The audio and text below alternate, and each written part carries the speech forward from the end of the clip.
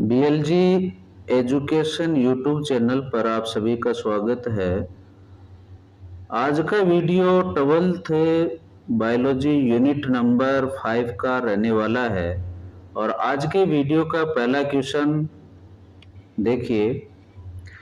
पारिस्थितिकी इकोलॉजी मुख्य रूप से अध्ययन के किन 4 स्तरों से संबंधित है, ये आपको बताना है किससे संबंधित है। तो क्या रहेगा इसका आंसर? तो जीव, संख्या, समुदाय और बायोम से संबंधित है। पारिस्थितिकी का अध्ययन जीव मतलब ऑर्गेनिज्म, जनसंख्या मतलब पॉपुलेशन, समुदाय मतलब कम्युनिटी और बायोम के पदानुक्रमित स्तरों पर किया जाता है। वेरी वेरी इंपॉर्टेंट क्वेश्चन है। नेक्स्ट क्वेश्चन है, एक ही प्रजाति के व्यक्तियों का समूह जो एक विशिष्ट भौगोलिक क्षेत्र में रहता है क्या कहलाता है? बताइए भाई, क्या कहलाएगा? एक ही प्रजाति के, प्रजाति एक है मतलब वेष्टि एक है, तो वो क्या कहलाएगी? समष्टि, पॉपुलेशन। एक ही प्रजाति के जीव जो एक विशेष क्षेत्र में रहते हैं और अंतः प्रजनन करते हैं जनसंख्या कहलाते हैं। अगला क्वेश्चन है, एलन का नियम किस संदर्भ में है? तो किस संदर्भ में है भाई? ठंडी जलवायु वाले स्तनधारियों के कान और पाद छोटे होते हैं। एलन का नियम बता कि ठंडी जलवायु में ऊष्मा हानि को कम करने के लिए स्तनधारियों के कान और अंग क्या होते हैं? छोटे होते हैं। अगला क्वेश्चन है, लाइकेन किसका उदाहरण है? तो किसका उदाहरण है भाई? तो सहोपकारिता का उदाहरण है। लाइकेन शैवाल और कवक के बीच का सहजीवी संबंध है जिसमें दोनों को लाभ होता है। नेक्स्ट क्वेश्चन, गोस का स्पर्धी अपवर्जन नियम क्या कहलाता है? क्या कहलाता है भाई? तो इसका सही आंसर है, दो निकटतम संबंधित प्रजातियां एक ही संसाधनों के लिए अनंत काल तक सह अस्तित्व में नहीं रह सकती। तो गोस के अनुसार समान संसाधनों के लिए प्रतिस्पर्धा करने वाली दो प्रजातियां एक साथ नहीं रह सकती। प्रतिस्पर्धी रूप से बेहतर प्रजाति दूसरी को विलुप्त कर देती है। नेक्स्ट क्वेश्चन, कंगारू चूहा अपने जीवन भर बिना पानी पिए कैसे जीवित रहता है? तो इसका सही आंसर बताइए भाई, कैसे जीवित रहता है? तो यह है आंतरिक वसा ऑक्सीकरण से पानी प्राप्त करता है। कंगारू चूहा मेटाबॉलिक पानी का उपयोग करता है जो वसा के ऑक्सीकरण का उपोत्पाद है। नेक्स्ट क्वेश्चन है, जनसंख्या घनत्व की गणना के लिए सूत्र NT plus 1 equal NT plus बड़ा कोष्टक और छोटा कोष्टक बी प्लस आई कोष्टक बंद माइनस कोष्टक छोटा है डी प्लस ई कोष्टक बंद है और बड़ा कोष्टक में आई क्या दर्शाता है? तो आई क्या दर्शाएगा भाई? तो आई फॉर इमिग्रेशन, आप्रवासन को दर्शाएगा। उन व्यक्तियों की संख्या है आप्रवासन जो कहीं और से उस आवास में आए हैं। नेक्स्ट क्वेश्चन है, प्रकृति में वहन क्षमता कैरिंग कैपेसिटी के साथ जनसंख्या वृद्धि किस प्रकार का वक्र बनाती है? तो इसका सही आंसर रहने वाला है सिग्मोइड या एस आकृति का वक्र। सीमित संसाधनों के कारण विकास शुरू में धीमा फिर तेज और अंत में स्थिर हो जाता है जिससे लॉजिस्टिक एस आकार वक्र बनता है। नेक्स्ट क्वेश्चन है, माइकोराइजा किन के बीच का सहजीवी संबंध है? माइकोराइजा बताओ भाई। तो माइकोराइजा किसका सहजीवी संबंध है? कवक और उच्च पौधों की जड़ का। माइकोराइजा कवक और उच्च पादपों की जड़ों के बीच का क्या होता है? सहजीवी संबंध होता है जो पोषक तत्वों के अवशोषण में मदद करता है। नेक्स्ट क्वेश्चन है, कीस्टोन प्रजाति का क्या महत्व है? तो क्या महत्व है भाई? इनका पारिस्थितिक तंत्र की संरचना पर गहरा प्रभाव पड़ता है। कीस्टोन प्रजातियां अपनी संख्या के अनुपात में समुदाय संरचना पर बहुत बड़ा प्रभाव डालती हैं।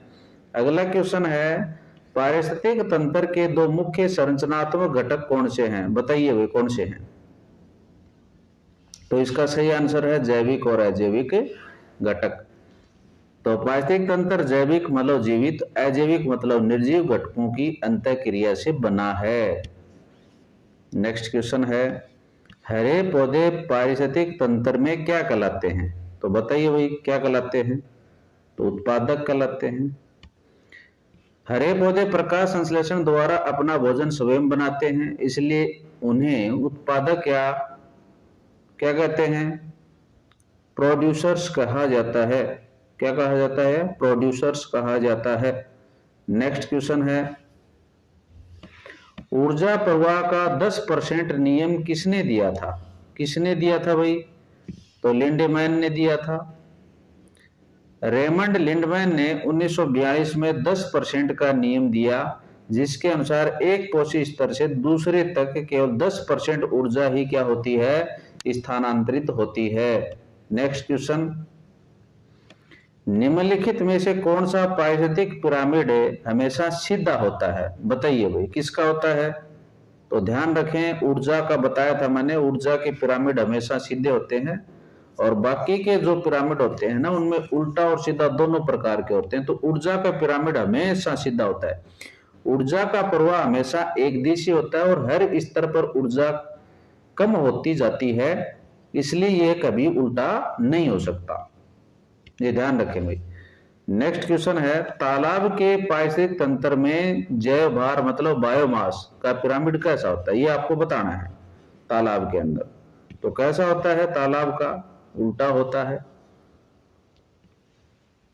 तालाब में फाइटो प्लैंकटन उत्पादक का भार कम होता है, लेकिन वे बड़े मछलियों उपभोक्ता के बड़े भार को सहारा देते हैं। नेक्स्ट क्वेश्चन, प्राथमिक अनुक्रमण कहाँ शुरू होता है? तो कहाँ शुरू होता है भाई? तो नग्न चट्टान या नया लावा।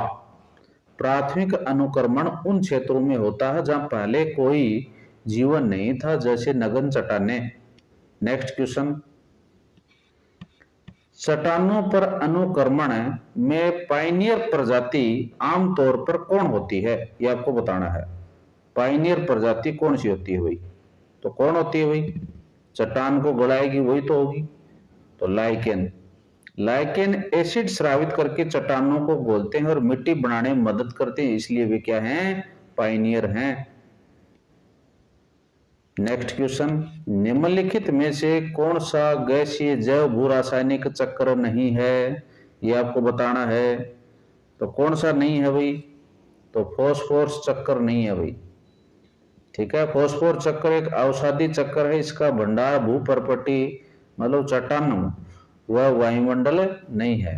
तो इसका भंडार भूपर्पटी है, चट्टाने हैं, वायुमंडल इसका नहीं है भाई। नेक्स्ट क्वेश्चन, अपघटन डिकम्पोजिशन की प्रक्रिया में विखंडन फ्रेगमेंटेशन कौन करता है? ये आपको बताना है। तो कौन करता है अपघटन में? तो अर्थवर्म करता है, केंचुआ। केंचुआ जैसे अपृदहारी मृत कार्बनिक पदार्थों को छोटे टुकड़ों में तोड़ते हैं, जिसे विखंडन कहते हैं। नेक्स्ट, शुद्ध प्राथमिक उत्पादकता एनपीपी का सूत्र क्या है? तो एनपीपी का मतलब क्या है? जब आप ग्रोस प्राइमरी प्रोडक्टिविटी में से रेस्पिरेटरी रेट निकाल देते हैं, रेस्पिरेशन निकाल देते हैं, तो शेष जो बचता है वो नेट बचता है। तो यहाँ पर देखें, सकल प्राथमिक उत्पादकता जीपीपी में से जब शोषण निकाल देते हैं, पौधा शोषण करता है, तो उसमें जो हानि होती है, हानि को घटाने पर क्या बचता है? उस पौधे के पास में क्या बचता है? शुद्ध प्राथमिक उत्पादकता एनपीपी बचती है, मतलब प्राप्त होती है। नेक्स्ट क्वेश्चन, जैव विविधता बायोडाइवर्सिटी शब्द को किसने लोकप्रिय बनाया? तो किसने बनाया? तो एडवर्ड विल्सन ने बनाया। एडवर्ड विल्सन एक सामाजिक जीव विज्ञानी ने जैव विविधता शब्द को लोकप्रिय बनाया था भाई? तो विल्सन भाई साहब को याद कर लेना। इसके बाद में है रॉबर्ट मे के अनुमान के अनुसार वैश्विक प्रजाति विविधता लगभग कितनी है भाई? तो कितनी है? तो ये भाई साहब बताते हैं 70 लाख, 7 मिलियन बताते हैं। रॉबर्ट मे ने एक वैज्ञानिक अनुमान लगाया कि पृथ्वी पर कुछ प्रजातियों की संख्या लगभग कितनी है? 7 मिलियन है भाई। नेक्स्ट क्वेश्चन, भारत में विश्व के कुल भूभाग का केवल 2.4% है, लेकिन इसकी वैश्विक प्रजाति विविधता में हिस्सेदारी कितनी है? बताइए भाई कितनी है? तो इसकी वैश्विक प्रजाति विविधता में हिस्सेदारी 8.1% है भाई। कितनी है? 8.1%। भारत दुनिया के 12 मेगा डाइवर्सिटी देशों में से एक है। इसमें वैश्विक जैव विविधता का 8.1% हिस्सा है। बहुत अच्छा प्रश्न है भाई। अक्षांशीय प्रवणता के अनुसार जैव विविधता कहाँ सबसे अधिक होती है? बहुत ही बढ़िया क्वेश्चन। तो कहाँ होती है भाई बताओ? तो भूमध्य रेखा, जहां पर सूर्य की किरणें है ना सीधी रहती हैं, लेकिन ध्रुवों की साइड में जाएंगे तो जैव विविधता क्या हो जाएगी? कम हो जाएगी। ध्यान रखें भाई। उष्णकटिबंधीय क्षेत्र जैसे भूमध्य रेखा के पास में ध्रुवों की तुलना में अधिक सौर ऊर्जा और स्थिर जलवायु के कारण जैव विविधता सर्वाधिक होती है। नेक्स्ट क्वेश्चन, अलेक्जेंडर वॉन हेम्बोल्ट द्वारा दिए गए प्रजाति क्षेत्र संबंध का समीकरण क्या है? ये आपको बताना है भाई। बहुत अच्छा क्वेश्चन है। तो log s equal log c plus Z log a होता है। तो यह समीकरण s equal C A cap Z का लघु गुणकीय रूप है, जहां s प्रजाति समृद्धि को दर्शाती है और a क्षेत्र को दर्शाता है। नेक्स्ट क्वेश्चन, इविल क्वार्टेट किससे संबंधित है? तो किससे संबंधित है भाई? तो जैव विविधता हानि के 4 प्रमुख कारण। तो ये 4 कारण है: आवास क्षति, अतिदोहन, विदेशी प्रजातियों का आक्रमण और सह विलुप्ति। तो ये इससे संबंधित है भाई।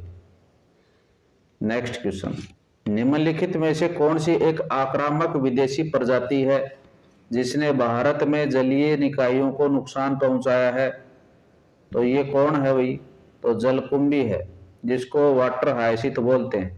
जलकुंभी इकोर्निया को बंगाल का आतंक कहा जाता है। ये तेजी से फैलती है और पानी से ऑक्सीजन खींच लेती है भाई। नेक्स्ट क्वेश्चन, सब स्थानीय संरक्षण का उदाहरण कौन सा है? तो कौन सा है भाई बताओ? राष्ट्रीय उद्यान। इन सीटू संरक्षण में जीवों को उनके प्राकृतिक आवास में संरक्षित किया जाता है, जैसे नेशनल पार्क में। नेक्स्ट क्वेश्चन, बाह्य स्थानीय संरक्षण का उपयोग किसके लिए किया जाता है? बताओ। तो संकटग्रस्त प्रजातियों को विशेष देखभाल देने के लिए।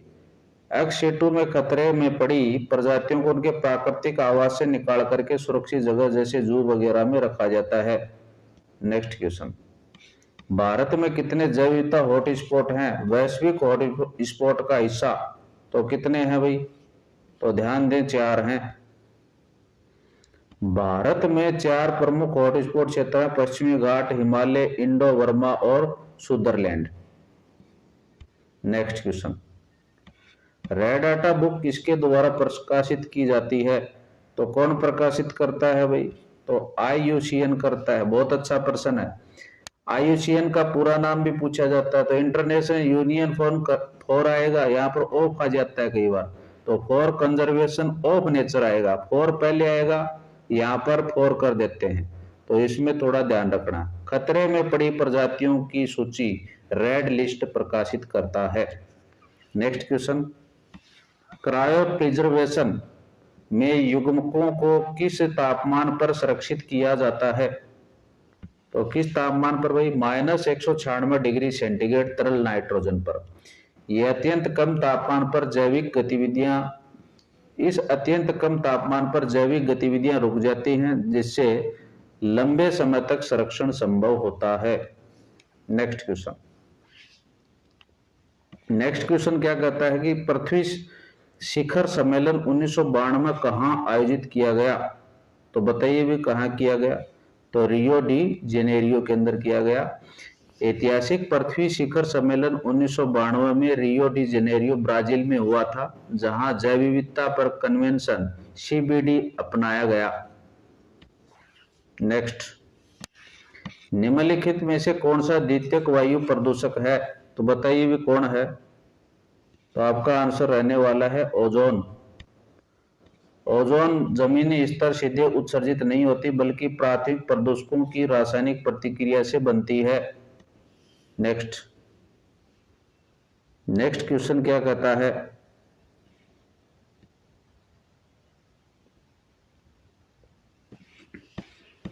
ग्रीन हाउस प्रभाव के लिए मुख्य रूप से जिम्मेदार गैस कौन सी है? या बताइए कौन सी है?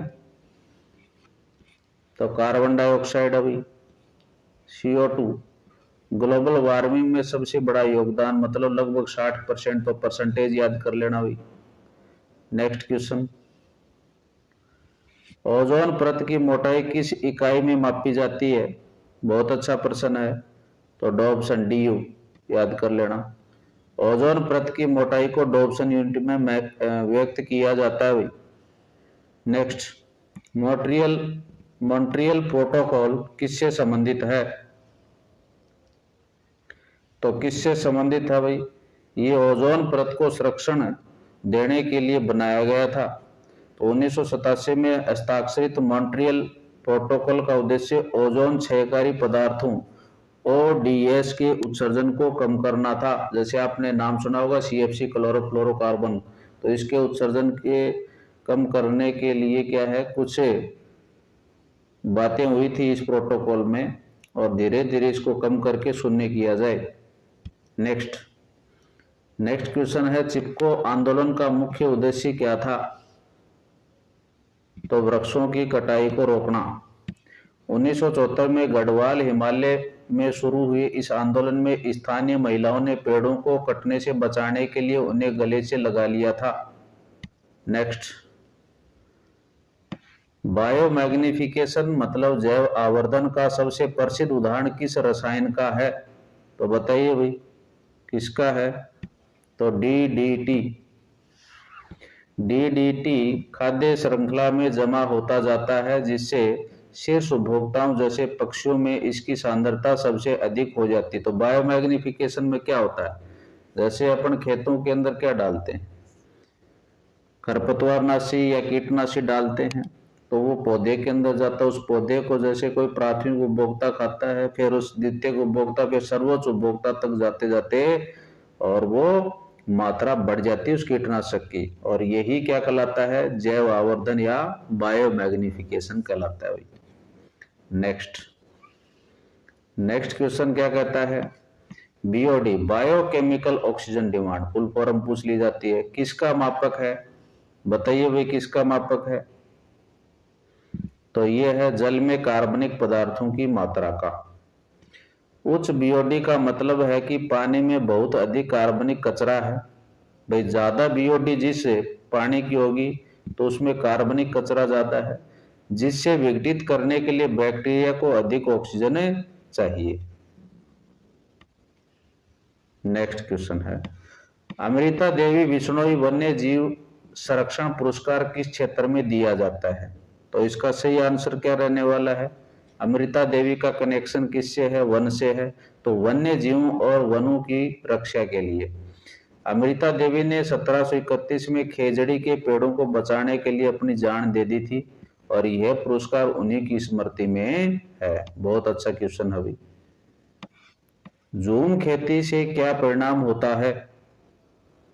तो इससे क्या करते हैं, कुछ समय के लिए जैसे खेती कर लेते हैं वनों को जला करके, तो कांटों और जलाओ कृषि वनों को नष्ट करती है और मृदा अपरदन को बढ़ाती है। नेक्स्ट क्वेश्चन, संयुक्त वन प्रबंधन JFM की अवधारणा भारत में कब शुरू की गई? तो कब शुरू की गई भैया? 1980 के अंदर की गई। तो 1980 के दशक में ये शुरुआत हुई थी भाई। JFM जॉइंट फॉरेस्ट मैनेजमेंट 1980 में शुरू हुआ, जिसमें सरकार और स्थानीय समुदाय मिलकर वनों की रक्षा करते हैं। नेक्स्ट क्वेश्चन है, सीएनजी पेट्रोल और डीजल से बेहतर क्यों है? क्यों बेहतर है, बताइए इसका आंसर। तो बेहतर कब होगा? जब वो प्रदूषण कम करेगा। तो ये पूरी तरह से जलती है और कम प्रदूषण छोड़ती है, इसलिए बेहतर है। सीएनजी बहुत कुशलता से जलती है और बहुत कम बिना जला हुआ अवशेष छोड़ती है। अगला क्वेश्चन है, इलेक्ट्रॉनिक कचरे मतलब ई वेस्ट के निपटान का सबसे पर्यावरण अनुकूल तरीका कौन सा है? ये आपको बताना है। तो रिसाइकलिंग हो जाएगा इसका, पुनः चक्रण। वैज्ञानिक तरीकों से रिसाइकलिंग करने से धातुओं को पुनः प्राप्त किया जा सकता है और प्रदूषण भी क्या होता है? कम होता है। पारिस्थितिक तंत्र सेवाएं क्या हैं? तो क्या है भाई? प्रकृति द्वारा मनुष्यों को प्रदान किए जाने वाले लाभ। तो शुद्ध हवा, पानी, प्रांगण आदि जो प्रकृति हमें मुक्त देती है। नेक्स्ट क्वेश्चन है, स्थानिक प्रजातियां किसे कहते हैं? तो कौन से स्थानिक प्रजातियां? तो वे प्रजातियां जो केवल एक विशेष क्षेत्र में पाई जाती हैं। स्थानिक प्रजातियां जैसे कंगारू ऑस्ट्रेलिया में है, किसी अन्य स्थान पर प्राकृतिक रूप से नहीं पाई जाती, तो ये ऑस्ट्रेलिया में ही पाई जाती है। नेक्स्ट क्वेश्चन है, भारत का राष्ट्रीय जलीय जीव कौन सा है भाई? तो नदी डॉल्फिन है। गंगा नदी डॉल्फिन भारत का राष्ट्रीय जलीय जीव है। गंगे डॉल्फिन बोलते हैं जिसको। नेक्स्ट क्वेश्चन है, निम्नलिखित में से कौन सा पिरामिड एक पारिस्थितिक तंत्र की कार्य प्रणाली का सबसे अच्छा प्रतिनिधित्व करता है? तो कौन सा करता है भाई? तो ऊर्जा का पिरामिड करता है। ऊर्जा पिरामिड सबसे मौलिक है क्योंकि यह समय के साथ ऊर्जा के प्रवाह और उत्पादकता को दर्शाता है। Next question and last question, पारिस्थितिक निकेत इकोलॉजिकल नीचे का क्या अर्थ है? तो आपको बताना है। तो इसका सही आंसर बताइए आप। तो इसका सही आंसर कौन सा रहने वाला है? डी ऑप्शन करेक्ट होने वाला है। पारिस्थितिक तंत्र में एक जीव की कार्यात्मक भूमिका। निकेत न केवल यह है कि जीव कहाँ रहता है, बल्कि यह भी है कि वह क्या करता है, उसका पेशा। तो इसके साथ में यूनिट नंबर 5 12th क्लास की समाप्त होती है। अगले वीडियो में हम दोबारा से मुलाकात करेंगे। तब तक जय हिंद, जय भारत।